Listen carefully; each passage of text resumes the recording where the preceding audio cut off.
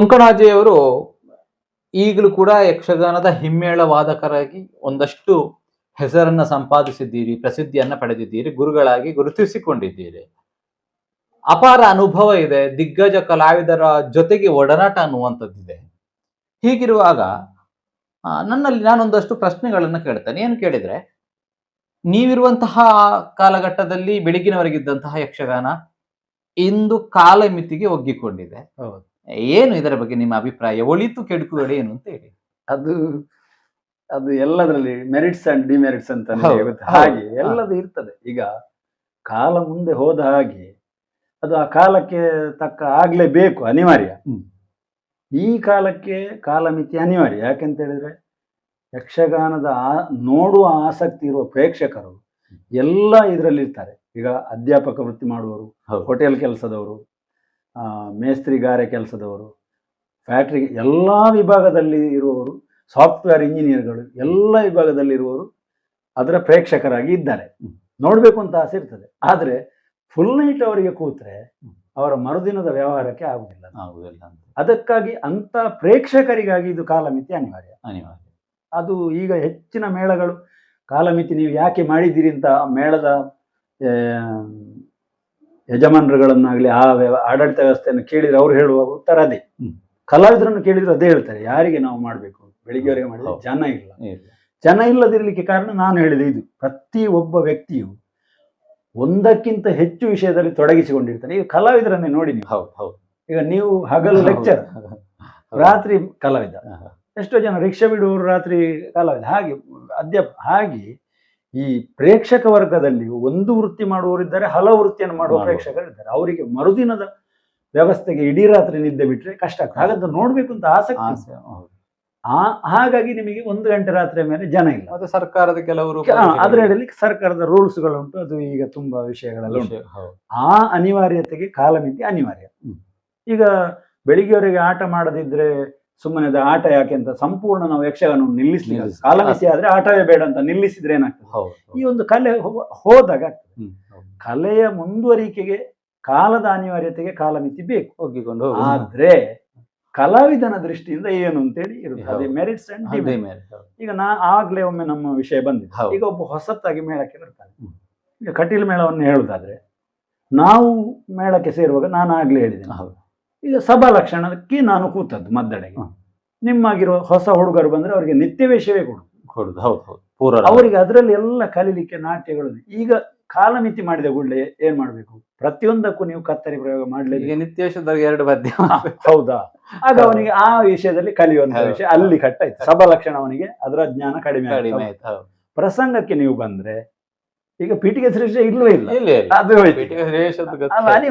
ಅನಿವಾರ್ಯತೆ. ಪ್ರಸಂಗಕ್ಕೆ ನೀವು ಬಂದ್ರೆ ಸಭಾ ಕ್ಲಾಸ್ ತೆರೆ ಕುಣಿತ ಅದು ಓದೆ ಅದರಲ್ಲಿ ಒಂದಷ್ಟಿತ್ತು, ಅದು ಹೋಯ್ತು.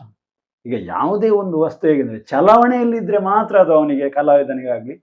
ಇವ್ರು ಹೇಳ್ತಾರಲ್ಲ, ಹೊಸತ್ತು ಕತ್ತಿಯನ್ನು ನೀವು ಹೊಸತ್ತು ಮಾಡಿ ತಂದು ಮನೆಯಲ್ಲಿ ಒಂದು ಕಡೆ ಮೂಲೆಯಲ್ಲಿ ಇಟ್ರೆ ಅದು ಹರಿತ ನಿಮಗೆ ಕೆಲಸಕ್ಕೆ ಬೇಕಾಗುವ ಬರುದಿಲ್ಲ, ಮತ್ತೆ ನೀವು ಪುನಃ ಅದನ್ನು ಮಾಡಿ. ಹಾಗೆ ಈಗ ಚೆಂಡೆಮದ್ಲೆಯವನಿಗಾಗ್ಲಿ, ವೇಷದವನಿಗಾಗ್ಲಿ, ಭಾಗವತರಿಗಾಗ್ಲಿ ಅದು ಚಲಾವಣೆಯಲ್ಲಿ ಇರ್ಬೇಕು. ಈ ಭಾಗವತರುಗಳಿಗೆ ಏನಾಗ್ತದೆ, 100-120 ಪ್ರಸಂಗ ದೇವಿ ಮಾತ್ಮೆ, ಒಟ್ಟು ಇರುವುದು 180 ಆಟ. ಅದರಲ್ಲಿ ಕಟೀಲು ಮೇಳ ಆದ್ರೆ ಕಟೀಲು ಕ್ಷೇತ್ರ ಮಾತ್ಮೆ, ಲಲಿತೋಪಾಖ್ಯಾನ, ಒಂದು ನಿಘಂಟಿನ ಪ್ರಸಂಗ ಒಂದು 5-10 ಅದಾಗ್ಲಿ. ಮತ್ತೆ ಉಳಿದ ವೆರೈಟಿ ಪ್ರಸಂಗ ಎಷ್ಟು ಆಟ ಸಿಗ್ತದೆ? 120 ದೇವಿ ಮಾತ್ಮೆ. ಅಲ್ಲ, ಉಳಿದ ಬೇರೆ ವೆರೈಟಿ ಪ್ರಸಂಗ ಕಡಿಮೆ. ಆವಾಗ ಈ ಭಾಗವತರುಗಳಿಗೂ ಒಂದು 4 ವರ್ಷ ಆಗುವಾಗ ಆಡದೆ ಯಾವ ಪದ್ಯ ಎಲ್ಲಿಗೆ ಕೊಡ್ಬೇಕು ಅದೆಲ್ಲ ಸಮಸ್ಯೆಗಳು. ಕಲಿಯುವ ವೇಷದ ಹುಡುಗರಿಗೂ ಹಾಗೆ, ನುಡಿಸುವ ಚೆಂಡೆಮದ್ಲೆಯವರಿಗೂ ಹಾಗೆ. ಈ ಕೆಲವು ಚೆಂಡೆಮದ್ಲೆಯವರಿಗೂ ಕೆಲವು ಕಡೆ ದಿತ್ತ ದೀಂಗಣ, ಕೆಲವು ರಂಗದ ತಂತ್ರ ನಿಯಮ ಅದು ಮರ್ತೋಗಿರ್ತದೆ. ಅದು ಸ್ವಾಭಾವಿಕ, ಅದು ಅವನ ತಪ್ಪಲ್ಲ. ಕಾಲಮಿತಿ ಆಗುವಾಗ ಅದು ಬಿಟ್ಟು ಈ ವೇಷ ಕಲಿಯುವ ಹುಡುಗರಿಗಾಗಿ 4 ಪದ್ಯದಲ್ಲಿ 1 ಪದ್ಯ, ಒಟ್ಟಿಗೆ ಬರುವ ಸಖಿಯರಿಗೆ ಇವರಿಗೆಲ್ಲ ಮಾತಾಡ್ಲಿಕ್ಕೆ ಬಲಗಳಿಗೆ ಅವಕಾಶ ಇಲ್ಲ. ಯುದ್ಧಕ್ಕೆ ಯುದ್ಧ, ಬರುದು ಹೋಗುದು ಅಷ್ಟೊತ್ತಿಗೆ ಇವ ಕಲಿಯುವುದು ಯಾವ್ದನ್ನ. ಹಾಗೆ ಕಲಾವಿದನ ಬೆಳವಣಿಗೆಯ ದೃಷ್ಟಿಯಿಂದ ಈಗ ಉದಾಹರಣೆಗೆ ಒಬ್ಬ ಕಲಾವಿದ ಈ ಪರಿಸ್ಥಿತಿಯಲ್ಲಿ ಒಬ್ಬನಿಗೆ 10 ವರ್ಷದ ತಿರುಗಾಟ ಆಯ್ತು ಅಂತ ಇಟ್ಟುಕೊಳ್ಳುವ, ಮೇಳದ ವ್ಯವಸ್ಥೆ ಆಯ್ತು ಪುರಾಣ ಪ್ರಸಂಗದಲ್ಲಿ. ಒಂದು ಕಡೆ ಎಲ್ಲಿ ಹೋಗ್ತಾನೆ, ಯಾರು ಮಾತಾಡುವಾಗ ಸಿಗ್ತಾರೆ, ಎಷ್ಟು ವರ್ಷ ಆಯ್ತು ಮೇಳಕ್ಕೆ, ಹೀಗೆ ಇಷ್ಟು ವರ್ಷ ಆಯ್ತು, ಅದೊಂದು ಈ ಪ್ರಸಂಗದ ವಿಷಯ ಹೇಗೆ, ಒಬ್ಬ ಕೇಳಲಿಕ್ಕೆ ಜಿಜ್ಞಾಸೆ, ಅವನಿಗೆ ಗೊತ್ತಿರ್ಬೋದು ಅಂತ ಕೇಳ್ತಾನೆ. ಇವನಿಗೆ ಉತ್ತರ ಗೊತ್ತಿಲ್ಲದಿದ್ರೆ ಹೌದು ಹೌದು. ಈಗ ನಾನು ಹಾಗೆ ಹೇಳಿದ ಕೃಷ್ಣ ಲೀಲೆಯ ಸಖಿಯರಿಗೆ ಕೃಷ್ಣ ಮಧುರೆಗೆ ಹೊರಡುವಾಗ ಅಕ್ರೂರನೊಟ್ಟಿಗೆ ಹೊರಡುವಾಗ ಎಂಥದ್ದು ಪದ್ಯ ಅಂತ ಕೇಳಿದ್ರೆ ಗೊತ್ತಿಲ್ಲ. ಹಾಗೊಂದು ವಿಷಯ ಉಂಟು ಅಂತ ಈಗಿನವರಿಗೆ ಗೊತ್ತು ಕೆಲವರಿಗೆ. ಅಂಥದ್ದು ಇದು ಒಂದು ಉದಾಹರಣೆ. ಬೇರೆ ಬೇರೆ ಪ್ರಸಂಗದಲ್ಲಿ ಕಲಿಯುವಂತ ಅವಕಾಶ ಕಲಿಯುವವರಿಗೆ ಸಿಕ್ಕುವುದಿಲ್ಲ. ಅದು ನಿಮಗೆ ಕ್ಲಾಸಿಗೆ ಹೋಗಿ ಕಲಿಯುವಂತ ವಿಷಯ ಅಲ್ಲ. ಈಗ ನಾವು ತರಗತಿ ಕೊಡ್ಬೋದು, ಆದ್ರೆ ಅಂತ ವಿಷಯ ಅದು ರಂಗದಲ್ಲೇ ಆಗುವಂತ ನೋಡಿ ಹಾಗಾದ ಕಾರಣ ಅದಕ್ಕೆ ಒಂದು ಹೊಡೆತ ಬಿದ್ದಿದೆ. ಅದು ಕಾಲದ ಅನಿವಾರ್ಯಕ್ಕೆ ಕಾಲಮಿತಿ ಬೇಕು. ಅದು ಒಳ್ಳೆಯ ಇದು ಮೆರಿಟ್ಸ್. ಡಿಮೆರಿಟ್ಸ್ ಯಾವ್ದು ಕೇಳಿದ್ರೆ ಇದು ದೃಷ್ಟಿಯಿಂದ ಅವನಿಗೆ ಎಲ್ಲಾ ಜ್ಞಾನಗಳನ್ನು ಸಂಪೂರ್ಣ ಅವನಿಗೆ ತಿಳ್ಕೊಳ್ಳಿಕ್ಕೆ ಈ ಕಾಲಮಿತಿಯಿಂದಾಗಿ ಆಗುದಿಲ್ಲ ಅಂತ ಹೇಳಿ. ಇದಿಷ್ಟು ನೀವು ಕೊಂಕಣಜೆ ಚಂದ್ರಶೇಖರ ಭಟ್ರು ಮೆಚ್ಚಿಕೊಂಡ ವೇಷಧಾರಿ ಯಾರು ಅಂತ ಹೇಳಿ. ನಾನು ಮೆಚ್ಚಿಕೊಂಡದ್ದು ತುಂಬಾ ಜನರನ್ನು ಮೆಚ್ಚಿಕೊಂಡಿದ್ದೇನೆ. ಒಂದಷ್ಟು ಜನ ಹಿಂದಿನಿಂದ ಬರೋದಾದ್ರೆ ಅದು ಹೇಳಿದಲ್ಲ, ಶೀನಪ್ರೈಗಳು, ಸಂಪಾಜೆ, ಕೋಳಿಯೂರು ರಾಮಚಂದ್ರರಾವ್, ನಾವು ಒಟ್ಟಿಗೆ ಮೇಳದಲ್ಲಿ 1ನೇ ಮೇಳದಲ್ಲಿ ವ್ಯವಸಾಯ ಮಾಡಿದವರು ಕೋಳಿಯೂರು ರಾಮಚಂದ್ರರಾವ್ ಒಟ್ಟಿಗೆ. ಮತ್ತೆ ಸುಣ್ಣಂಬಳ ವಿಶ್ವೇಶ್ವರ ಭಟ್ರು, ಸುಬ್ರಾಯ ಒಳ್ಳರು, ಸಂಪಾಜೆ ಶೀನಪ್ರೈ, ಮತ್ತೆ ಇವರು ಪೆರುವಾಯಿ ನಾರಾಯಣ ಶೆಟ್ಟಿ, ಅದ್ಭುತ ಪರಕಾಯ ಪ್ರವೇಶದಲ್ಲಿ ಅವರು ಕೂಡ ಒಂದು ಪಾತ್ರ ಅಂದ್ರೆ ಪಾತ್ರ ಸ್ವಭಾವವೇ. ಹಿಂದಿನ ಪಾತ್ರಧಾರಿಗಳು 90% ಆಗಿ. ಇನ್ನೊಬ್ರು ಗುಂಡಿಮಜಲ ಗೋಪಾಲಕೃಷ್ಣ ಭಟ್ ಅವರು 3ನೇ ಮೇಳದಲ್ಲಿ ಇದ್ರು. ಅಶ್ವತ್ಥಾಮ ಅವರು ಎಲ್ಲ ಖ್ಯಾತಿ. ಅವರು ಬೆಳ್ಳರೆ ಮಂಜುನಾಥ ಭಟ್ ತುಂಬಾ ಲೀಸ್ಟ್ ಇದೆ ನಮ್ಮ ಮೆಚ್ಚಿಕೊಂಡು. ದೊಡಿಕನುಷ ವಿಷ್ಣು ಶರ್ಮಾ ಒಳ್ಳೆ ಕಲಾವಿದ, ಅನುಭವಿ ಕಲಾವಿದ. ಸಂದರ್ಶನ ನೀವು ನಿಮ್ಮ ಚಾನೆಲ್ ಅಲ್ಲಿ ಬಂದಿದೆ. ಒಳ್ಳೆ ಕಲಾವಿದ, ಶ್ರುತಿಬದ್ಧವಾಗಿ ಮಾತು. ಅವರು ಸುಣ್ಣಂಬಳದವರಿಗೆ ಶ್ರುತಿಬದ್ಧವಾದ ಮಾತು. ಅದು ನಿಮಗೆ ಶ್ರುತಿಬದ್ಧವಾಗಿ ಯಾರು ಅರ್ಥ ಹೇಳ್ತಾರೆ ಅದನ್ನು ಕೇಳುವಾಗಲೇ ಒಂದು ಯಕ್ಷಗಾನೀಯತೆ ನಮಗೆ ಬರ್ತದೆ ಕೇಳುವಂತ. ಹಾಗಾಗಿ ಅಂತವ್ರು ತುಂಬಾ ಮೊದಲಿನ ಕಲಾವಿದರು ಈಗಲೂ ಇದ್ದಾರೆ. ಹೊಸ ಕಲಾವಿದರು ತುಂಬಾ ಜನ ಇದ್ದಾರೆ. ನಾನು ಮೆಚ್ಚಿಕೊಳ್ಳುವಂತವ್ರು ತುಂಬಾ ಜನ ಇದ್ದಾರೆ. ಯಾರು ಹೊಸ ತಲೆಮಾರಲ್ಲಿ ಈಗ ಮುಂಜೆ ಮೋಹನ್ ಕುಮಾರ್, ಬೆಳಿಪಾಡಿ ಮೋಹನ, ಮತ್ತೆ ದಿವಾಕರ ರೈಕಲ್, ಧರ್ಮಸ್ಥಳ, ಎಲ್ಲರೂ ನಮ್ಮ ಆತ್ಮೀಯರೇ. ಧರ್ಮಸ್ಥಳ ಚಂದ್ರನ ನಾವು ಯಕ್ಷಗಾನ ಕೇಂದ್ರದಲ್ಲಿ ಧರ್ಮಸ್ಥಳದಲ್ಲಿ ಕಲಿಯುವಾಗ ಅವರ ಮನೆ ಧರ್ಮಸ್ಥಳ. ಅವರು ಅವಾಗ ಕರ್ನಾಟಕ ಮೇಳದಲ್ಲಿ, ಆ ಕರ್ನಾಟಕ ಮೇಳ ಇತ್ತಲ್ಲ, ಸಣ್ಣ ವೇಷಧಾರಿಯಾಗಿದ್ರು. ಒಂದು ನಮಗಿಂತ ಒಂದು 4-5 ವರ್ಷ ಮೊದಲು 4 ವರ್ಷ ಮೊದಲು ಕಲ್ತದಿರ್ಬೋದು. ಅವರೆಲ್ಲ ವಿಚಾರ ಹೇಳಿದ್ದಾರೆ ಸಂದರ್ಶನ. ಅವರೆಲ್ಲ ನಮ್ಮ ಕೇಂದ್ರಕ್ಕೆ ಬರುದು. ನಾನು ಸ್ವಲ್ಪ ಮೊದಲೇ ಅಭ್ಯಾಸ ಮಾಡ್ಬೇಕಂತ ನಮ್ಮೊಟ್ಟಿಗೆ ಕೂತದ್ದು. ಅವ್ರು ಮಧ್ಯೆ ಮಧ್ಯೆ ಬರ್ತಾ ಇದ್ರು. ಅವಾಗಲೇ ನಮಗೆ ಅವರ ಪರಿಚಯ. ಧರ್ಮಸ್ಥಳ ಚಂದ್ರ ಈಗಲೂ ನಾವು ಆತ್ಮೀಯರು, ಮಾತಾಡ್ತಾ ಇರ್ತೇವೆ ಫೋನಲ್ಲಿ. ಹಾಗೆ ತುಂಬಾ ಕಲಾವಿದರನ್ನು ನಾನು ಮತ್ತೆ ಯಾರನ್ನು ನನ್ನ ಒಂದು ಸ್ವಭಾವ ಹೇಗೆ ಅಂತ ಹೇಳಿದ್ರೆ, ಅವೊಂದು ಸರಿ ಇಲ್ಲ ಇವೊಂದು ಸರಿ ಇಲ್ಲ ಅಂತ ಹೇಳಿದ್ರೆ, ಯಾಕೆ ಅಂತ ಹೇಳಿದ್ರೆ ನಾವು ಹೆಚ್ಚಿನವರ ಪ್ರೇಕ್ಷಕರಲ್ಲಿಯೂ ಈ ಕೊರತೆ ಉಂಟು. ಒಂದು ಹೋಲಿಕೆ ಮಾಡುವಾಗ ನಾವು ಹೇಗೆ ಮಾಡಬೇಕು ಅಂದ್ರೆ, ಈಗ ಉದಾಹರಣೆಗೆ ಸ್ವೀಟುಗಳಲ್ಲಿ ತುಂಬಾ ಸ್ವೀಟ್ ಉಂಟು. ಈಗ ಹೋಳಿಗೆ ಒಂದು ಒಳ್ಳೆ ಸ್ವೀಟ್, ನೀವು ಹಲವನ್ನು ತಿನ್ನುವಾಗ ಇದು ಹೋಳಿಗೆಗೆ ಬರ್ಲಿಕ್ಕಿಲ್ಲ ಅಂತ ಹೇಳ್ಬಾರ್ದು. ಅದರದ್ದು ಟೇಸ್ಟೇ ಬೇರೆ. ಅದು ಕಡಲೆಬೇಳೆ ಹೋಳಿಗೆ, ಅದಕ್ಕೆ ಹಾಕುವ ವಿಷಯ ಬೇರೆ. ಅದಕ್ಕೆ ಮೈದಾ, ಕಡಲೆಬೇಳೆ, ಸಕ್ಕರೆ ಇದು ಹಾಕಿ ಇದಕ್ಕೆ ಮಾಡುವ ಕ್ರಮ, ಇದರಲ್ಲಿ ಇದು ಹೇಗೆ ಅಂತ ನಾನು ಆ ತರ ಮಾಡುದಿಲ್ಲ. ಯಾಕಂದ್ರೆ ನಿಮ್ಮ ಒಬ್ಬ ನಿತ್ಯ ವೇಷದ ಕಲಾವಿದನಾದ್ರೂ ಅವನ ವೇಷದಲ್ಲಿ ಅವನ ಪರ್ಫಾರ್ಮೆನ್ಸ್ ಹೇಗೆ, ಅದಕ್ಕೆ ಓಕೆ, ಅದಕ್ಕೆ ನ್ಯಾಯ ಕೊಟ್ಟಿದ್ದಾನೆ. ಅದು ಒಬ್ಬ ಸಣ್ಣ ವೇಷದವನ್ನ ನೋಡಿ ಇದು ಸುಬ್ರಾಯಳ್ಳರ ವೇಷಕ್ಕೆ ಬರ್ಲಿಕ್ಕಿಲ್ಲ ಅಂತ ಹೇಳುದಲ್ಲ. ಅವನ ಮಟ್ಟಿಗೆ ಅದು ಕೊರತೆ ಇದ್ರೆ ಅದನ್ನು ಹೇಳಬೇಕು. ಹಾಗೆ ನಾವು ಹಾಗೆ ವಿಮರ್ಶೆ ಮಾಡ್ಬೇಕು. ಹಾಗೆ ನಾನು ಯಾರನ್ನು ಹೆಚ್ಚಿನವರು ನಮ್ಮ ಆತ್ಮೀಯರು, ಹೆಚ್ಚಿನ ಕಲಾವಿದರನ್ನು ನಾನು ಮೆಚ್ಚಿಕೊಳ್ತೇನೆ. ಈಗಿನ ಕಲಾವಿದರನ್ನು ಮೆಚ್ಚಿಕೊಳ್ತೇನೆ. ಆದ್ರೆ ಕೆಲವರದ್ದೆಲ್ಲ ನೋಡುವಾಗ ಅಧ್ಯಯನದ ಕೊರತೆ ಅದೆಲ್ಲ ಕಾಣ್ತದೆ. ಅದಕ್ಕೆ ಈ ಕಾಲಮಿತಿಯು ಕಾರಣ ಇರಬಹುದು. ಹಿಮ್ಮೇಳದಲ್ಲಿ ಯಾರನ್ನು? ಹಿಮ್ಮೇಳದಲ್ಲಿ ಚೆಂಡೆಮದ್ಲೆ. ಹಿಂದಿನ ಕಲಾವಿದರು ಎಲ್ಲರೂ ನಮಗೆ ಆದರ್ಶ. ಈಗ ಚಿಪ್ಪರಜ್ಜ ಅವರೆಲ್ಲ ಇಲ್ಲ. ಪದ್ಯಾಣ ಶಂಕರಣ್ಣ ಈಗಲೂ ಇದ್ದಾರೆ, ತುಂಬಾ ನನಗೆ ಅವರ ಮೆಚ್ಚುಗೆ. ಮತ್ತೆ ಪೆರುವಾಯಿ ನಾರಾಯಣ ಭಟ್ ಅಂತ ಹೇಳಿ, 2ನೇ ಮೇಳದಲ್ಲಿ ಸುದೀರ್ಘ ಬಲಿಪರ ಜೊತೆ ನಾವು ಎಷ್ಟೋ ವಿಚಾರಗಳನ್ನು ಈ ಪರಂಪರೆಯ ಯಕ್ಷಗಾನದ ಪೌರಾಣಿಕ ಪ್ರಸಂಗದ ನಡೆಗಳನ್ನು ಅವರ ಹತ್ರ ಕೇಳಿ ಕಲಿತಿದ್ದೇನೆ. ನಿಮಗೆ ಜೊತೆಯಾಗಿ ತಿರುಗಾಟ ಇಲ್ಲ ಇದ್ರು. ಸಂದೇಹ ಬಂದಾಗ ಅಥವಾ ಅವ್ರ ಹತ್ರ ಹೋದ್ರೆ ಅವರೊಂದು ನಿಧಿ, ಜ್ಞಾನ ಭಂಡಾರ ಕಲಿಯುವವರಿಗೆ, ಹಿಮ್ಮೇಳ ಕಲಿಯುವವರಿಗೆ. ಈಗಲೂ ಅವರು ಹೋದ್ರೆ ಮಾತಾಡಿಸಿದ್ರೆ ಅವರು ನಿವೃತ್ತ ಜೀವನ ನಡೆಸ್ತಾರೆ. ಅವರು ಮತ್ತೆ ಮೋಹನ್ ಶೆಟ್ಟಿಗಾರರು ನಾನು ಒಟ್ಟಿಗೆ ತಿರುಗಾಟ ಮಾಡಿದ. ತುಂಬಾ ಜನರನ್ನು ಈಗ ಹೊಸ ಇದರಲ್ಲಿ ನಮ್ಮ ಕಟೀಲ್ ಮೇಳದ ಮುರಾರಿ ಕಡಮಳ್ತಾರೆ, ನಮ್ಮ ಆತ್ಮೀಯರು. ಅವರು ನನಗಿಂತ ನಂತರ ಕಟೀಲ್ ಮೇಳಕ್ಕೆ ಬಂದವರು, ಆದ್ರೆ ನಾವು ತುಂಬಾ ಆತ್ಮೀಯರು. ಅವರನ್ನು ತುಂಬಾ ಮೆಚ್ಚಿಕೊಳ್ತೇನೆ. ಯಾರ ಪದ್ಯ ಇಷ್ಟ? ಭಾಗವತಿಕೆ ಬಲಿಪ ನಾರಾಯಣ ಭಾಗವತರು ನಂಬರ್ 1. ಆಮೇಲೆ ಪ್ರಸಾದ್ ಅಣ್ಣ, ಶಿವಶಂಕರ, ಆ ಪರಂಪರೆ ಪುಂಡಿಕಯ್ಯ ನಂಬರ್ 1. ಮತ್ತೆ ಪುತ್ತಿಗೆ ಒಳ್ಳರು, ಪದ್ಯಾಣ ಗಣಪಣ್ಣ, ಅಮ್ಮಣ್ಣಯ್ಯರು ಇವರೆಲ್ಲ ನಮಗೆ ಕುಬಣೂರು ಭಾಗವತರು. ಕುಬಣೂರು ಭಾಗವತರು ಪಟ್ಲದವರು, ಈಗಿನ ಹೊಸ ತಲೆಮಾರಲ್ಲಿ ಪಟ್ಲ, ಕನ್ನಡಿಗಟ್ಟೆ, ಚಿನ್ಮಯ ಎಲ್ಲರದ್ದು ಆಲ್ಮೋಸ್ಟ್ ನಿಮಗೆ ಎಲ್ಲರೂ ಸಿಕ್ಕಿದ್ದಾರೆ. ಎಲ್ಲರಿಗೂ ಚೆಂಡು ಎಲ್ಲ ತಲೆ. ನಾನು ಅದೇ ಚಿಪ್ಪಾರ ಕೃಷ್ಣ ಬಲ್ಲರು, ನಾನು ಕಟೀಲ್ ಮೇಳಕ್ಕೆ ಸೇರುವಾಗ ಅವರು ಧರ್ಮಸ್ಥಳ ಮೇಳದಲ್ಲಿ ಚೆಂಡೆವಾದ. ಆದ್ರೆ ಅವರೊಂದಿಗೂ ರಂಗ ಹಂಚಿಕೊಳ್ಳುವ ಯೋಗ ಸಿಕ್ಕಿದೆ, ಅಂದ್ರೆ ಬೇರೆ ಹೊರಗಿನ ಕಾರ್ಯಕ್ರಮದಲ್ಲಿ. ಮತ್ತೆ ನಮ್ಮ ಕಟೀಲ್ ಮೇಳಕ್ಕೆ ಒಂದೆರಡು ಸಲ ಬಂದವರು ನಮ್ಮ ಪೂಂಜ ಭಾಗವತರ ಸೆಟ್ಟಲ್ಲಿ ನಾನಿರುವಾಗ ಒಂದು ಕಡೆ ಬಂದು ನುಡಿಸಿದ್ದಾರೆ. ಹಾಗೆ ಹಳೆಯ ತಲೆಮಾರಿನವರೊಟ್ಟಿಗೂ ರಂಗ ವೇಷಧಾರಿಗಳು, ಈಗ ಕೋಳಿ ರಾಮಚಂದ್ರ ಇವರೊಟ್ಟಿಗೆ ಎಲ್ಲ ರಂಗ ಹಂಚಿಕೊಳ್ಳುವ ಯೋಗ ಸಿಕ್ಕಿದೆ.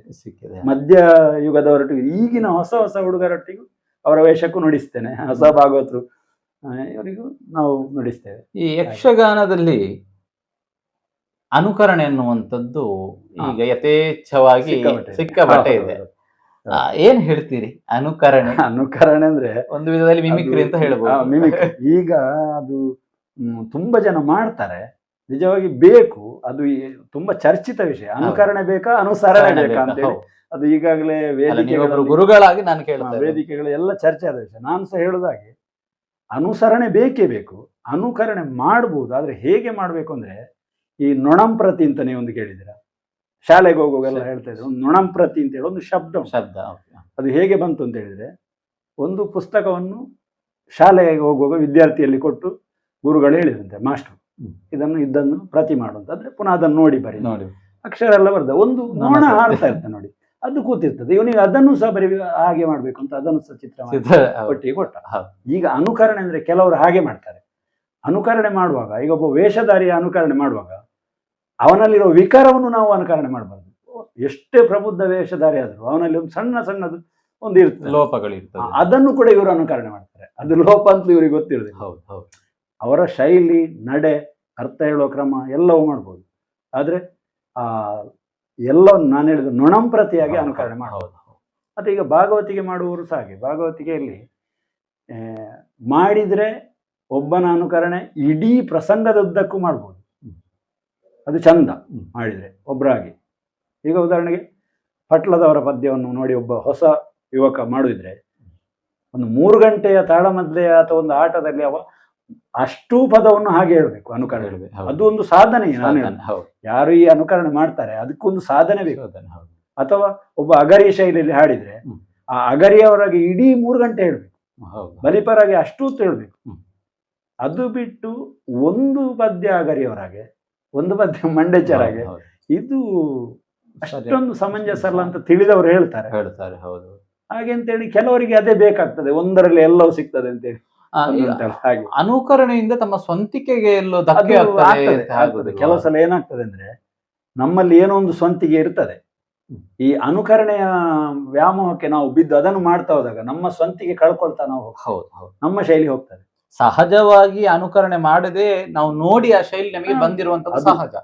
ಈಗ ಉದಾಹರಣೆಗೆ ಕೊಂಕಣ ಚಂದ್ರಶೇಖರ್ ಅವರನ್ನು ಇಟ್ಕೊಂಡ್ರೆ ಚೆಂಡೆ ಬಡಿಯುವಂತದ್ದು ಯಾರು ಬಲ್ಲಲ್ರ ಕಥೆ ಯಾವ್ದು ಬಂದಿರ್ತದೆ ಅಂತ ಹೇಳಿ ಅಲ್ಲ ವಿಷಯ ಹೇಳುವಂತದ್ದು ಕೆಲವು ಸಲ. ಆದ್ರೆ ಅಲ್ಲಿ ಪೂರ್ಣ ಪ್ರಮಾಣವಾಗಿ ಅವರೇ ಆಗಿ ಹೋದ್ರೆ ಹಾಗೆ ಆಗುದಿಲ್ಲ. ಅದು ಏನಂದ್ರೆ, ಇನ್ನೊಂದು ಇದರಲ್ಲಿ ವಿಷಯ ಉಂಟು. ಈ ಜೊತೆಯಾಗಿ ವ್ಯವಸಾಯ ಮಾಡುವ ವೇಷದವರಿಗೆ 6 ತಿಂಗಳು 180-190 ದಿವಸ ಒಟ್ಟಿಗೆ ರಂಗದಲ್ಲಿ ನೋಡಿ ನೋಡಿ ನೋಡಿ ಬೇಡ ಅಂದ್ರೂ ಕೆಲವೊಂದು ಬರ್ತದೆ, ಅದು ತಪ್ಪಲ್ಲ. ಈಗ ನಮಗೆ ಚೆಂಡೆ ಮೊದಲವರಿಗೂ ಹಾಗೆ ಭಾಗವತರಿಗೂ ಹಾಗೆ 6 ತಿಂಗಳು ನಾವು ಒಟ್ಟಿಗೆ ಇರುವಾಗ ಅವರ ಒಂದೊಂದು ಪೆಟ್ಟುಗಳನ್ನು ನಾವು ಕೇಳಿ ನಾವು ನುಡಿಸ್ತೇವೆ. ಹಾಗೆ ಅಂತೇಳಿ ಸಂಪೂರ್ಣ ಅನುಕರಣೆ ಆಗಬಾರ್ದು. ನಮ್ಮ ಸ್ವಂತಿಗೆ ಬಿಟ್ಟು ಸಂಪೂರ್ಣ ಅನುಕರಣೆಯನ್ನು, ಅದು ನಾವು ಎಷ್ಟೇ ಖ್ಯಾತಿಯನ್ನು ಗಳಿಸಿದ್ರು ಅದರ ಕೀರ್ತಿ ಅವರಿಗೆ ಹೋಗ್ತದೆ. ಈಗ ನೀವು ಉದಾಹರಣೆಗೆ ಒಬ್ಬ ಇವರನ್ನು ಹಾಡು ನೀವು ಏನೊಂದು ಹಾಡಿದ್ರೆ ಒಬ್ಬ ಭಾಗವತ ನಿಮಗೆ ನೆನಪಾಗುದು ಯಾವುದು? ಅವರದ್ದು. ಇವನೊಂದು ನಿಮಗೆ ಮರೆತೋಗ್ತದೆ. ಈಗ ಇನ್ನೊಂದು ನೋಡಿ, ಈ ಸಿನಿಮಾದ ದಾಟಿಯಲ್ಲಿ ಬೇರೆ ಹಾಡನ್ನು ಎಷ್ಟು ಭಕ್ತಿಗೀತೆಗಳು ಬಂದಿದೆ, ಕ್ಯಾಸೆಟ್ಗಳಾಗಿದೆ. ಸಿನಿಮಾದ ದಾಟಿ ಭಕ್ತಿಗೀತೆ ನಿಮಗೆ ದೇವರ ಭಕ್ತಿಯಲ್ಲಿ ಬರುವುದಿಲ್ಲ, ನಿಮಗೆ ರಪ್ಪ ನೆನಪಾಗುದು ಆ ಸಿನಿಮಾದ ಹಾಡು. ಆಗಾಗ್ಲೇ ಅದು ಜನಜನಿತ, ನಿಮಗೆ ಅದೇ ನೆನಪಾಗುವ, ಅದನ್ನ ಎಂಜಾಯ್ ಮಾಡ್ತಾ ಇರ್ತೇವೆ ನಾವು.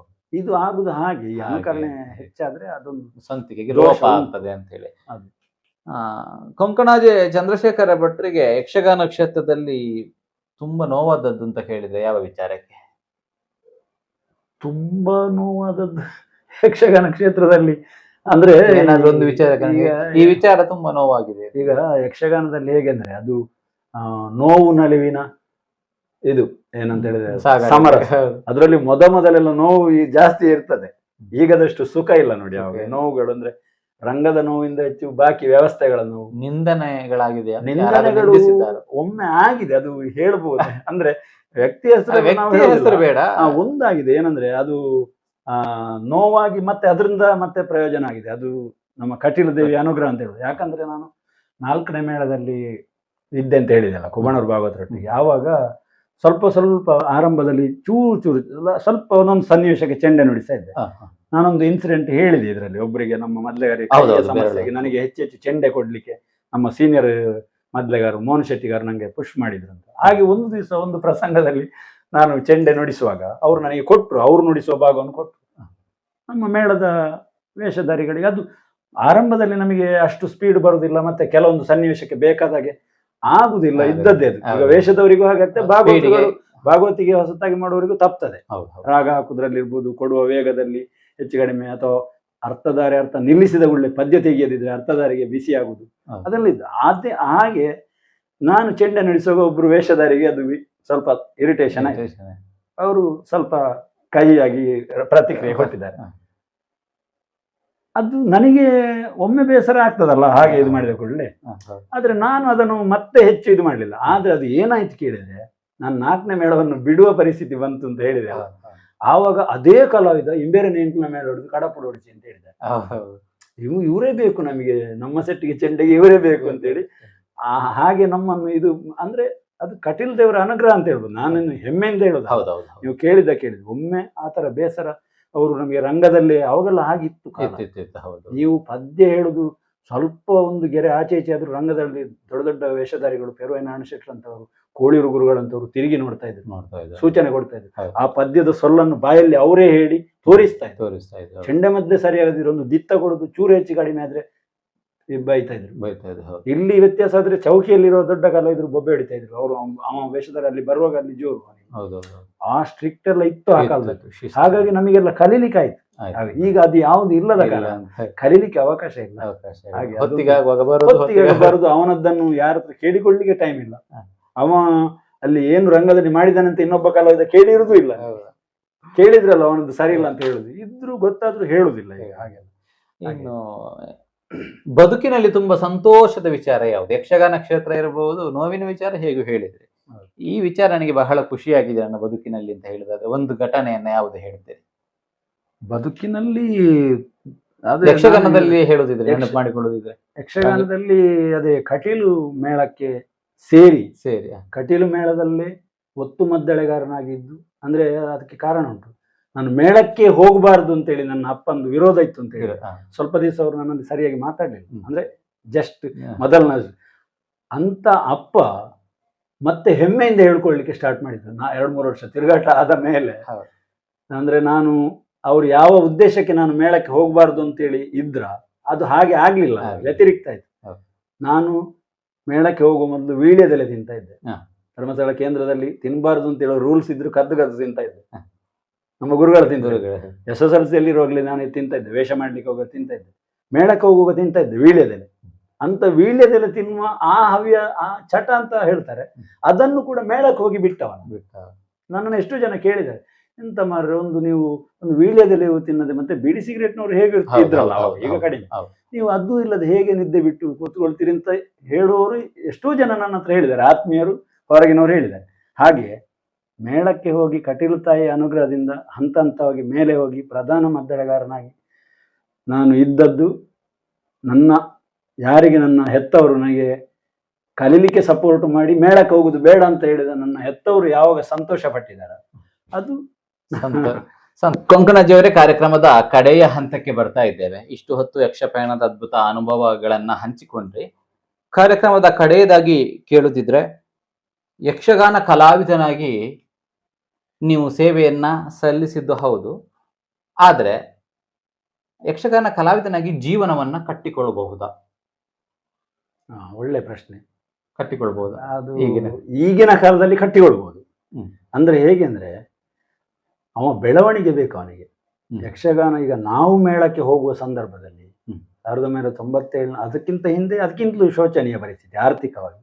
ನಾವು ಹೋಗುವಾಗ ಸಾಧಾರಣ ಒಂದು ಹೋಗಿ ಒಂದು ಹಂತದ ಆಗುವವರೆಗೂ ಅಷ್ಟೊಂದು ಸಂಬಳ ಮೇಳಗಳಲ್ಲಿ ಇರಲಿಲ್ಲ. ಬರೇ ಮೇಳದ ಈಗ ನೋಡಿ ಎಷ್ಟೋ ಮಂದಿ 6 ತಿಂಗಳು ಮೇಳದಲ್ಲಿ ಇರ್ತಾರೆ, ಉಳಿದ 6 ತಿಂಗಳು ಅವರಿಗೆ ಯಾವುದೇ ಕಾರ್ಯಕ್ರಮ, ಹೊರಗಿನ ಕಾರ್ಯಕ್ರಮ ನಿಮಗೆ ಗೊತ್ತು, ಅತಿಥಿ ಕಲಾವಿದರ ಆಟ ಅಂತೇಳಿ ಆಗುದಕ್ಕೆ ಫಿಕ್ಸ್ ಕಲಾವಿದರೇ ಹೆಚ್ಚಾಗಿ ಹೋಗುದು.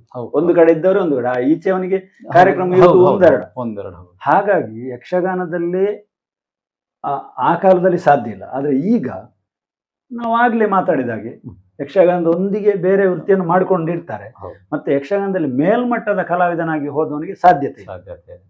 ಈಗ ಹೊರಗಿನ ಕಾರ್ಯಕ್ರಮ ಕೂಡ ಅತಿ ಹೆಚ್ಚು ಅವನಿಗೆ ಸಿಗುವ ಹಂತಕ್ಕೆ ಅವ ಬೆಳೆದಿದ್ರೆ ಆ ಕಲಾವಿದನಿಗೆ ಯಕ್ಷಗಾನದಲ್ಲೇ ಬದುಕು ಕಟ್ಟಿಕೊಳ್ಳುದು. ವೇಷಧಾರಿಯಾಗಿಯೂ, ಚಂಡಮಲ್ಲವಾದಕನಾಗಿ, ಭಾಗವತನಾಗಿಯೂ, ಖಂಡಿತವಾಗಿಯೂ ಬೇರೆ ಯಾವ ವೃತ್ತಿಯನ್ನು ಮಾಡದೆ ಅಂದ್ರೆ ಅವನ ಸರಿ ಇರ್ಬೇಕು ವ್ಯಕ್ತಿ. ಅವನ ಹವ್ಯಾಸ ಅಭ್ಯಾಸಗಳು ದುಂದು ವೆಚ್ಚಗಳು ಎಲ್ಲ ಮಾಡದೆ ಒಂದು ಜೀವನ ನಿರ್ವಹಣೆ ಮಾಡಬಹುದು. ಮತ್ತೆ ಬರೇ ತಳಮಟ್ಟದ ಕಲಾವಿದನಾದ್ರೆ ಕಷ್ಟ.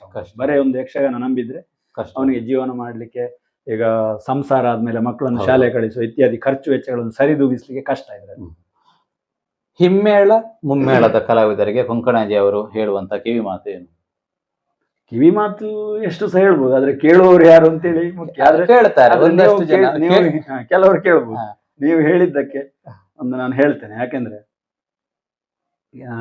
ಈಗ ನಮ್ಮ ಗುರುಗಳು ಕೂಡ ನಮಗೆ ಹೇಳಿದ್ದಾರೆ, ದೊಡ್ಡ ದೊಡ್ಡ ಹಿರಿಯ ಕಲಾವಿದರು ಹೇಳಿದ್ದನ್ನೇ, ಅವರ ಮನಸ್ಸಿನಲ್ಲಿ ಇದ್ದದನ್ನೇ ನಾನು ಕೂಡ ಹೇಳುದು. ಯಾಕಂದ್ರೆ ಒಬ್ಬ ಯಕ್ಷಗಾನ ವೇಷಧಾರಿ ಆಗಬೇಕು ಅಂತ ಹೇಳಿದ್ದವ, ಅದರಲ್ಲಿ ನಾನು ವ್ಯವಸಾಯ ಮಾಡಬೇಕು, ಒಳ್ಳೆಯ ಕಲಾವಿದನ ಆಗಬೇಕು ಅಂತ ಮುಂದೆ ಬರುವವ ಪರಿಶ್ರಮ ಮಾಡಲೇಬೇಕು. ಇವತ್ತಿಂದ ನಾಳೆಗೆ ನನಗೆ ಆಗಬೇಕು ಅಂತೇಳಿ ನಿಮಗೆ ಹೇಳ್ತೇನೆ. ಈಗ ನಾವು ಈಗ ತುಂಬ ಸಂಪರ್ಕ ಇದ್ದವರು, ಕಲಾಭಿಮಾನಿಗಳದ್ದು, ಕಲಾವಿದರದ್ದು, ನಮಗೆ ಎಷ್ಟೋ ಫೋನ್ಗಳು ಬರ್ತವೆ. ನಾನು ಕಲಿತೇನೆ. ಈ ವರ್ಷ ಒಬ್ರು ಫೋನ್ ಮಾಡಿದ್ದಾರೆ ನನಗೆ, ನಾಡ್ದು ಬರುವ ನವೆಂಬರ್ಗೆ ನಾನು ಮೇಳಕ್ಕೆ ಸೇರ್ತೇನೆ ಅಂತ. ನಂದು ಕಲ್ತಾಗ್ಲಿಲ್ಲ, ಯಾವುದು ಕಲೀಲಿಲ್ಲ. ಅವ ಯಾವುದಕ್ಕೆ ಸೇರ್ಬೇಕು ಅಂತ ನನಗೆ, ನಾಡ್ದು ನಾನು ಸೇರ್ತೇನೆ ಮೇಳದ ದನಿಗಳಲ್ಲಿ, ನಾಡ್ದು ಮಾತಾಡ್ಲಿಕ್ಕೆ ಹೋಗ್ತೇನೆ ಹೇಳ್ತಾ ಇದ್ದಾನೆ ಫೋನ್ ಮಾಡಿ. ಹಾಗೆ ಆ ಥರ ಇರಬಾರ್ದು. ಅಂದ್ರೆ ಹೊಸತ್ತಾಗಿ ಕಲೀಲಿಕ್ಕೆ ಈ ಮೇಳಕ್ಕೆ ವೇಷಧಾರಿಯಾಗಿ ಬರುವಾದ್ರೂ ಹಿಮ್ಮೇಳದ ಸಂಪೂರ್ಣ ಕಲಿಬೇಕು. ಸಂಪೂರ್ಣ ಕಲಿಯದೆ ಕೇವಲ ಒಂದು ಪ್ರಚಾರದ ತೆವಲಿಗೆ, ಈಗಂತೂ ನಿಮಗೆ ಕೇಳೋದು ಬೇಡ, ಒಂದು ಯೂಟ್ಯೂಬ್ ನಿಮಗೆ ಯಾರಾದ್ರೂ ಒಂದು ರೆಕಾರ್ಡ್ ಒಂದು ದೃಶ್ಯದ ಮಾಡಿ ಹಾಕಿದ್ರೆ ಅದು ವೈರಲ್ ಆಗಿ ಎಷ್ಟೋ ಲಕ್ಷ ಜನ ನೋಡಿ ಅವನಿಗೆ ಅಭಿಮಾನಿ ವರ್ಗ ಹುಟ್ಟಿಕೊಳ್ಳುದು. ಅಷ್ಟೊತ್ತಿಗೆ ಅವ ಏನೆನಿಸ್ಕೊಳ್ಬಹುದು, ನಾನು ಈಗ ದೊಡ್ಡ, ಹಾಗೆ ಇಲ್ವೇ ಇಲ್ಲ. ಆ ಒಂದು ಕ್ಲಿಪ್ಪಿಂಗ್ ನೋಡಿ ನಿನಗೆ ಒಬ್ಬನನ್ನು ಜಡ್ಜ್ಮೆಂಟ್ ಕೊಡ್ಲಿಕ್ಕೆ ಸಾಧ್ಯವೇ ಇಲ್ಲ. ಅವ ಪರಿಪೂರ್ಣ ಕಲಾವಿದ ಆಗ್ಬೇಕಾದ್ರೆ ಅವನಿಗೆ, ಈಗ ವೇಷದವನಿಗಾದ್ರೆ ಪ್ರಸಂಗದ ಪದ್ಯ ಬಾಯಿಗೆ ಬರಬೇಕು, ತಾಳ ಬಿಡ್ತಿಗೆ ಮುಕ್ತ ಎಲ್ಲ ಅದು ಮಾಮೂಲಿ, ಅದಕ್ಕಿಂತ ಹೆಚ್ಚಿನದ್ದು ಎಷ್ಟೋ ಇದೆ ಇದರಲ್ಲಿ ಕಲೀಲಿಕ್ಕೆ. ಪಾತ್ರ ಸ್ವಭಾವ, ಹಾಗೆ ಪ್ರತಿಯೊಂದನ್ನು ಪರಿಪೂರ್ಣವಾಗಿ ಕಲಿಬೇಕು. ಮತ್ತೆ ಗುರುಗಳ ಆಯ್ಕೆ, ನಾನು ಎಲ್ಲರಿಗೂ ಹೇಳೋದು ಇದರಲ್ಲಿ ಅದೇ. ಯಾವಾಗಲೂ ಕಲೀಲಿಕ್ಕೆ ಹೋಗುವವರು, ಈಗೇನಾಗಿದೆ ಅಂದ್ರೆ ಕಲಿಸುವವರು ತುಂಬಾ ಜನ ಇದ್ದಾರೆ, ಆದ್ರೆ ಕಲಿಯುವವರಷ್ಟೇ ಕಲಿಸುವವರು ಇದ್ದಾರೆ. ಆನ್ಲೈನ್ ಕ್ಲಾಸ್, ಅದು ಕ್ಲಾಸ್, ಇದು ಕ್ಲಾಸ್ ಅಂದ್ರೆ 1 ವರ್ಷ ಮೇಳ ತಿರುಗಾಟ ಇಲ್ಲದವನು ಕಲಿಸುವವರು ಇದ್ದಾರೆ. ಗುರುಗಳೇ ಸಭಾ ಲಕ್ಷಣ ಅಂದ್ರೆ ಏನು ಅಂತ ಗೊತ್ತಿಲ್ಲದವರು ಈಗ ಕಲಿಸುವವರು ಇದ್ದಾರೆ. ಅಂದ್ರೆ ಅವರು ಇದ್ದಾರೆ, ಯಾಕಿದ್ದಾರೆ, ಈ ಕಲೀಲಿಕ್ಕೆ ಅವರಲ್ಲಿ ಹೋಗುವವರು ಇರುವ ಕಾರಣ ಅವರಿದ್ದಾರೆ. ಹಾಗಾಗಿ ಅಲ್ವಾ, ನಿಜ ಗುರುಗಳಿಗೆ ನೀವು ಕಲೀಲಿಕ್ಕೆ ಹೋಗುವವರು ಯಾರು ಪರಿಪೂರ್ಣವಾಗಿ ಕಲಿಸ್ಲಿಕ್ಕೆ ತಯಾರಿದ್ದಾರೆ, ಕಲಿಸ್ತಾರೆ, ಅವರ ಹತ್ರ ಹೋಗ್ಬೇಕು. ಮತ್ತೆ ಪರಿಪೂರ್ಣವಾಗಿ ಅವಸರ ಮಾಡಿ ರಂಗ ಪ್ರವೇಶ ಅಂತೂ ದಯಮಾಡಿ ಮಾಡ್ಬೇಕು. ಈಗ ಆಗ್ತಿರುವಂತ ದೊಡ್ಡ ಸಮಸ್ಯೆ, ಒಬ್ಬ ಸಣ್ಣ ಮಕ್ಕಳಾದ್ರೆ ಆ ಮಕ್ಕಳಿಗೂ ಮಕ್ಕಳ ಪೇರೆಂಟ್ಗಳಿಗೂ ಅವಸರ. ನನ್ನ ಮಗ ನಾಡ್ದು ನಾಟ್ಯ ಕ್ಲಾಸಿಗೆ ಜೂನಲ್ಲಿ ಸೇರ್ಬೇಕು, ಚೌತಿಗೆ ನಮಗೆ ವೇಷ ಮಾಡಬೇಕು. ಆ ಅವಸರದಿಂದಾಗಿ ಅವ, ಮತ್ತೆ ನೀವು ನೋಡಿ, ಅರ್ಧ ಕಲ್ತು ಯಾರು ಪರ್ಫಾರ್ಮೆನ್ಸ್ ಮಾಡ್ಲಿಕ್ಕೆ ವೇದಿಕೆಗೆ ಹೋಗ್ತಾರೆ ಅವರಿಗೆ ಮತ್ತೆ ಕಲೀಲಿಕ್ಕೆ ಆಗುದಿಲ್ಲ, ಅವ್ರಿಗೆ ಕಲೀಲಿಕ್ಕೆ ಕಷ್ಟ ಆಗ್ತದೆ. ಅಂದ್ರೆ ಅವನಿಗೆ ಮತ್ತೆ ಇದು ವೇಷ ಮಾಡ್ಲಿಕ್ಕೆ ಹೋಗುದೇ ಆಯ್ತು ಎಲ್ಲ ಕಡೆ. ವೇದಿಕೆ ಏರುವ ಮೊದಲೇ ಸಾಮಾನ್ಯ ಒಂದು ಹಂತದ್ದು ಅವ ಕಲ್ತ ಆಗಿರ್ಬೇಕು. ಮತ್ತೆ ಉಳಿದ ಸರ್ವಿಸ್ಗಳನ್ನು ವೇದಿಕೆಯಲ್ಲಿ ಉಳಿದ ಹಿರಿಯ ಕಲಾವಿದರೊಟ್ಟಿಗೆ ಮಾಡಬೇಕು. ಆ ಮೂಲ ಪಾಠ ಬೇಸಿಕ್ ಏನೆಲ್ಲ ಉಂಟು ಅದನ್ನು ಸಂಪೂರ್ಣ ಕಲ್ತೇ ಅವ ರಂಗ ಪ್ರವೇಶ ಮಾಡಬೇಕು. ಈಗ ನಾನು ಆವಾಗ ಮೊದಲು ನಾಟ್ಯ ಕಲ್ತು ವೇಷ ಮಾಡುವಾಗ ಸಂಪೂರ್ಣ ಕಲ್ತ ಮೇಲೆ ನಮ್ಮ ಗುರುಗಳು ವೇಷ ಕೊಡ್ತಾರೆ. ಅವಾಗೆಲ್ಲ ನಾಟ್ಯ ಕ್ಲಾಸಲ್ಲಿ ಕ್ರಮ ಹೇಗೆ ಅಂದ್ರೆ, ಪ್ರವೇಶ ಅಂತ ಉಂಟಲ್ಲ ಅದನ್ನು ಕೊನೆಗೆ ಕಲಿಸುದು. ಪ್ರವೇಶ ಮತ್ತು ಯುದ್ಧ ಭಾಗವಾದ ಸನ್ನಿವೇಶವನ್ನು ಈಗ ನಾನು ನಾಟ್ಯ ಕ್ಲಾಸ್ ಮಾಡುವಾಗಲೂ ಹಾಗೆ ಮಾಡಿದ್ದು, ಕೊನೆಗೆ ಇಟ್ಟುಕೊಳ್ಳುದು. ಯಾಕೆ ಗೊತ್ತುಂಟ, ಮೊದಲೇ ಅದನ್ನು ಕಲಿಸಿದ್ರೆ ಅವ ಎಲ್ಲಿಗಾರು ವೇಷ ಮಾಡ್ಲಿ, ಪ್ರವೇಶ ಮತ್ತು ಏರು ಬದ್ದೆ ಗೊತ್ತಾದ್ರೆ ಮತ್ತೆ ವೇಷದ ಅದನ್ನು ಕೊನೆಗೆ ಇಟ್ಟುಕೊಳ್ಳುದು. ಎರಡನೇ ಜಗತ್ತಿನ ಗೊತ್ತಿದ್ರೆ ಸಾಕು. ಅವಾಗೆಲ್ಲ ಅದನ್ನು ಕೊನೆಗೆ ಈ ಸಭಾಲಕ್ಷಣ ಪಾಠ ಎಲ್ಲ ಪಾಠ ಆಗಿ ಅದನ್ನು ಕೊನೆಗೆ ಕಲಿಸು ನಮ್ಮ ಗುರುಗಳು. ನಾವು ಹಾಗೆ ಕಲಿತು ರಂಗ ಪ್ರವೇಶ ಮಾಡಿದ್ವಿ. ಚೆಂಡೆಮದ್ಲೆಯಲ್ಲಿಯೂ ಹಾಗೆ ಸಂಪೂರ್ಣ ಬಾಲಪಾಠ ಸಭಾಲಕ್ಷಣ ಎಲ್ಲ ಪಾಠ ಆಗಿ ಸಭಾ ಕಲಸ್ ತೆರೆ ಪಾಂಡವರೊಡ್ಡರು ಎಲ್ಲವೂ ಕಲಿತು ನಾನು ರಂಗ ಪ್ರವೇಶ ಮಾಡಿದ್ದೆ. ಹಾಗೆ ಪ್ರತಿಯೊಬ್ಬರು ಮಾಡಬೇಕು, ಮಾಡಿದರೆ ಮಾತ್ರ ಅದರ ಸಂಪೂರ್ಣ ಮಾಹಿತಿ ಸಿಗ್ತದೆ. ಇಲ್ಲದ್ರೆ ಏನಾಗ್ತದೆ ಅಂದರೆ ಆನೆಯನ್ನು 10 ಜನ ಕುರುಡರು ಮುಟ್ಟಿ ಆನೆ ಹೀಗೆ ಅಂತ ಹೇಳಿದ್ರೆ ಈಗ ಆಗ್ತಾ ಇರೋದು ಅದು. ಒಬ್ಬ ಬಾಲವನ್ನು ಮುಟ್ಟಿ ಆನೆ ಕುರುಡ ಸಪೂರ ಹಗ್ಗದಾಗೆ ಅಂತ ಹೇಳಿದ್ರೆ, ಒಬ್ಬ ಕಿವಿಯನ್ನು ಮುಟ್ಟಿ ಹಾಗೆ ಆಗ್ತಾ ಉಂಟು. ಒಬ್ಬ ಸ್ವಲ್ಪ ಏನೋ ಒಂದು 10 ದಿಗಿಣ ಹಾರ್ಲಿಕ್ಕೆ ಅವ ಅದರಲ್ಲಿ ಫೇಮಸ್. ಉಳಿದದ್ದು ಕೇಳಿದ್ರೆ ಅವನಿಗೆ ಗೊತ್ತಿಲ್ಲ. ಹಾಗೆ ಆಗ್ಬಾರ್ದು. ಆಮೂಲಾಗ್ರವಾಗಿ ಅವನಿಗೆ ಒಬ್ಬನಿಗೆ ಕೇಳಿದ್ರೆ ಹೇಳಲಿಕ್ಕೆ ಅವನಿಗೆ ಗೊತ್ತಿರ್ಬೇಕು. ಅಷ್ಟು ಕಲಿತು ಯಾರೇ ಆದರೂ ರಂಗಕ್ಕೆ ಬನ್ನಿ, ಯಕ್ಷಗಾನ ಉಳಿಲಿ ಬೆಳೆಯಲಿ ಅಂತ ನಾನು ಹೇಳುವಂಥದ್ದು. ರಂಗಸ್ಥಳದಲ್ಲಿ ಕಲಾವಿದರು ವೇಷಧಾರಿಗಳಾಗ್ಲಿ ಹಿಮ್ಮೇಳದವರಾಗ್ಲಿ ಇತ್ತೀಚೆಗೆ ತಮ್ಮ ಶಿಸ್ತನ್ನ ಕಳೆದುಕೊಳ್ತಾ ಇದ್ದಾರೆ ಎನ್ನುವಂಥದ್ದು ಒಂದು ಹೌದು. ಸೋಷಿಯಲ್ ಮೀಡಿಯಾದಲ್ಲಿ ಎಲ್ಲ ನೋಡಿ ನಿಮಗೆ ಗೊತ್ತಿದೆ. ಶಿಸ್ತುಗಳು ಮೀರಿ ಹೋಗ್ತದೆ, ಮೊಬೈಲ್ ಬಳಕೆ ಆಗಿರ್ಬೋದು, ರಂಗಸ್ಥಳದಲ್ಲಿ ಮಾತಾಡುವಂಥದ್ದು. ಇದರ ಬಗ್ಗೆ ಏನ್ ಹೇಳ್ತೀರಿ ನೀವು? ಈ ಹಿಂದೆ ಇದ್ದಂತಹ ಕಾಲಘಟ್ಟದವರು ಅಂತದ್ದೆಲ್ಲ ಇರ್ಲಿ, ಬಟ್ ಈಗಿನ ಮಟ್ಟಿಗೆ ಏನು? ಅದು ತುಂಬಾ ಬೇಸರ ಆಗ್ತದೆ ನೋಡುವಾಗ. ಆದ್ರೆ ಯಾರನ್ನು ಹೇಳುದು ಅದು ಅವರವರೇ ತಿಳ್ಕೊಳ್ಬೇಕಾದ ವಿಷಯ. ಯಾಕೆಂದ್ರೆ ನಾನು ಈಗ ಹೇಳಿದಲ್ಲ, ಎಲ್ಲ ಪರ್ಫೆಕ್ಟ್ ಕಲ್ತು ನೀವು ಬನ್ನಿ ಅಂತ ಹೇಳಿದೆ. ಒಂದು ಕಲೆಯನ್ನು ನಾವು ಆರಾಧನಾ ಕಲೆ ಅಂತೇಳಿ ಇರುವಂಥದ್ದು ತುಂಬ ಕಲೆಗಳಿದೆ. ಆದರೆ ಯಕ್ಷಗಾನದಲ್ಲಿ ಇದ್ದಷ್ಟು ಧಾರ್ಮಿಕ ಟಚ್ ಉಳಿದ ಕಲೆಗಳಲ್ಲಿ ಇಲ್ಲ.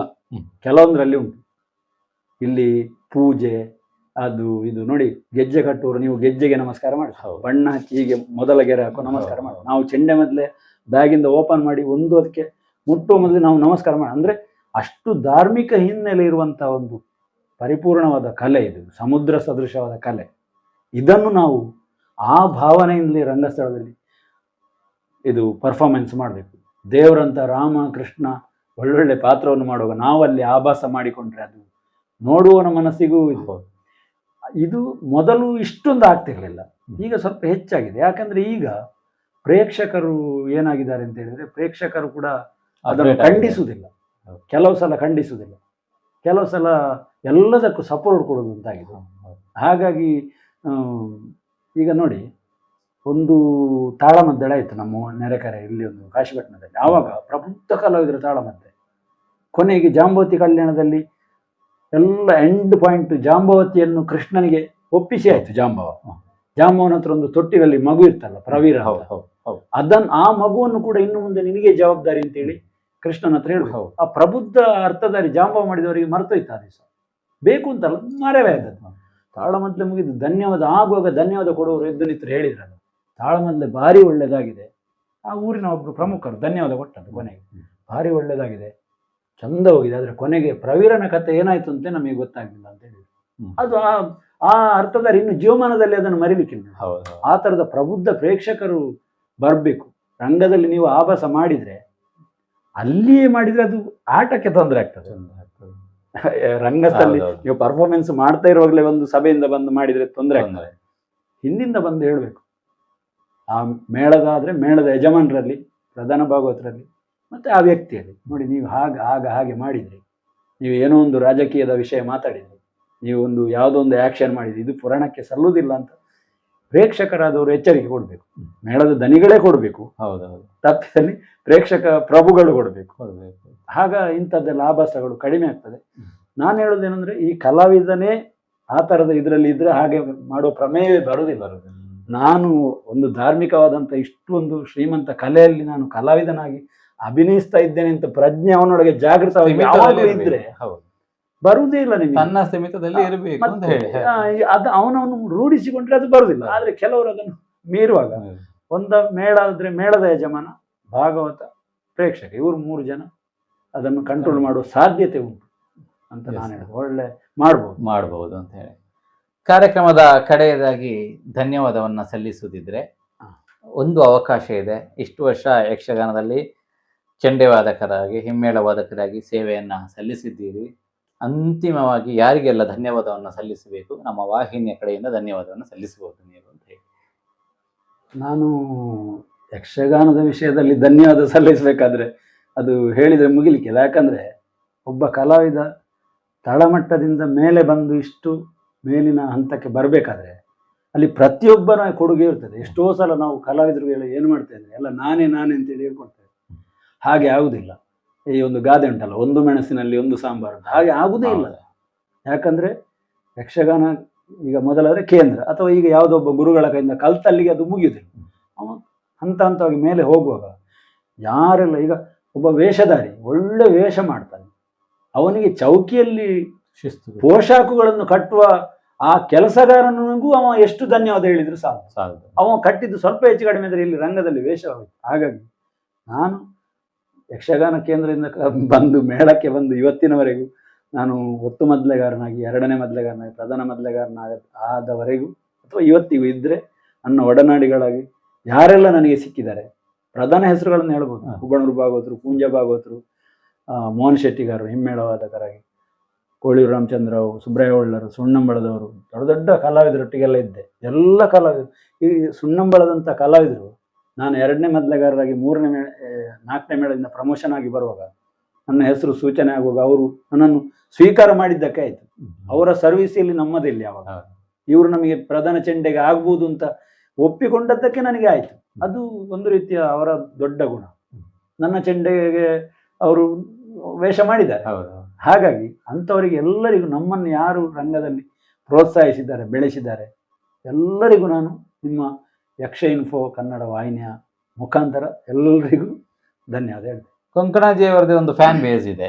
ಕೊಂಕಣಾಜಿ ಚಂದ್ರಶೇಖರ ಭಟ್ರು 4ರಲ್ಲಿರುವಾಗಿದ್ದಂತಹ ಫ್ಯಾನ್ ಬೇಸ್ ಆಗಿರ್ಬೋದು, ಅಥವಾ ಈಗ ಪ್ರಸ್ತುತ ಹೊರಗಿನ ಆಟಕ್ಕೆಲ್ಲ ಹೋಗುವಾಗ, ಹಾಗೆ ನಿಮ್ಮ ಅಭಿಮಾನಿಗಳಿಗೆ ಏನ್ ಹೇಳ್ತೀರಿ? ಫ್ಯಾನ್ ಬೇಸ್ಗೆ ನನಗೂ ಅಭಿಮಾನಿಗಳಿದ್ದಾರೆ. ಕೊಂಕಣಾಜಿ ಅವರ ಅಭಿಮಾನಿ ವರ್ಗ ಇರುತ್ತೆ. ಅಭಿಮಾನಿಗಳಿಗೆ ನಾನು ಹೇಳುದಿಷ್ಟೇ, ನೀವು ಇಷ್ಟು ಸಮಯ ನನ್ನ ಅಭಿಮಾನದಿಂದ ನೋಡಿದ್ದೀರಿ, ಇನ್ನು ಮುಂದೆ ಕೂಡ ನಿಮ್ಮ ಅಭಿಮಾನ ನಮ್ಮ ಮೇಲೆ ಯಾವತ್ತೂ ಇರಲಿ. ಏನಾದ್ರೂ ಕಲೆಯಲ್ಲಿ ನಿಮ್ಮ ಅಭಿಮಾನಕ್ಕೆ ಕುಂದುಕೊರತೆ ಆಗುವಾಗೆ ನಾನೇನಾದ್ರೂ ಮಾಡಿದ್ರೆ ನನಗೊಂದು ಕಿವಿ ಹಿಂಡಿ ಹೇಳಿಬಿಡಿ ಅಂತೇಳಿ ಹೇಳ್ತೇನೆ. ಅಂತಿಮವಾಗಿ ಏನಾದ್ರು ಹೇಳಲಿಕ್ಕಿದ್ರೆ ಹೇಳ್ಬಹುದು. ಅಂತಿಮವಾಗಿ ಯಕ್ಷಗಾನ ಕ್ಷೇತ್ರ ಹೇಳುವಂಥದ್ದು, ಯಕ್ಷಗಾನ ಎಂಬುದು ಅದು ಸಮುದ್ರದಾಗೆ, ಅದರಲ್ಲಿ ಕಲಿತು ಆಯ್ತು ಅಂತೇಳಿ ಯಾರು ಹೇಳಲಿಕ್ಕಿಲ್ಲ. ಕಲಿತಷ್ಟು ಇವತ್ತು ನಾವು ಕೂಡ ಕಲಿತಾನೆ ಇದ್ದೇವೆ.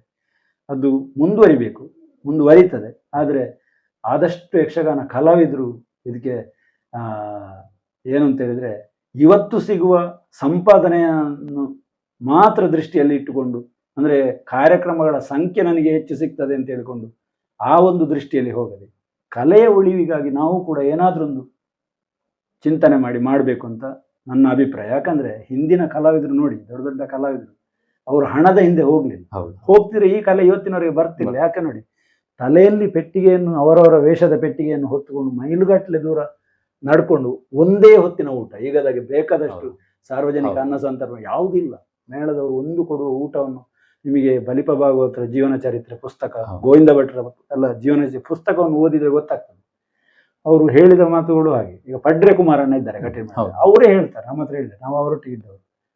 ಆ ಕಲಾವಿದರು ಆವಾಗ ಇದು ಕಷ್ಟ ಅಂತ ಹೇಳ್ಕೊಂಡು ಅದನ್ನು ಅಲ್ಲಿಗೆ ಬಿಡ್ತಿದ್ರೆ ಈ ಕಲೆ ಇವತ್ತು ನಮ್ಮ ಪೀಳಿಗೆಯವರಿಗೆ ಇದು ಬರ್ತಿರ್ಲಿಲ್ಲ. ಹಣ ಇಲ್ಲ, ನನಗೆ ಊಟ ಇಲ್ಲ, ಇದು ಯಾರಿಗಾಗ್ಬೋದು ಅಂತ ಅವರು ಅದರ ಹಿಂದೆ ಹೋಗದೆ ನಾನು ಬೇರೆ ಕೆಲಸಕ್ಕೆ ಹೋಗ್ತೇನೆ ಅಂತ ಹೋಗ್ತಿದ್ರೆ ಈ ಕಲೆ ಅಲ್ಲಿಗೆ ನಿಲ್ತಿತ್ತು. ಅವರು ಕಷ್ಟಪಟ್ಟು ಈ ಪೀಳಿಗೆಗೆ ಅದನ್ನು ಕೈದಾಟಿಸಿದ್ದಾರೆ. ಹಾಗಾಗಿ ನಾವು ಕಲಾವಿದರಾದವರು ಜೊತೆಗೆ ಕಲಾವಿದರಷ್ಟೇ ಕಲಾಭಿಮಾನಿಗಳು, ಪ್ರೇಕ್ಷಕರು ಇದನ್ನು ಮುಂದಿನ ಪೀಳಿಗೆಗೆ ಕೈದಾಟಿಸಲಿಕ್ಕೆ ಎಲ್ಲರೂ ಸಹಕಾರ ಮಾಡಬೇಕು.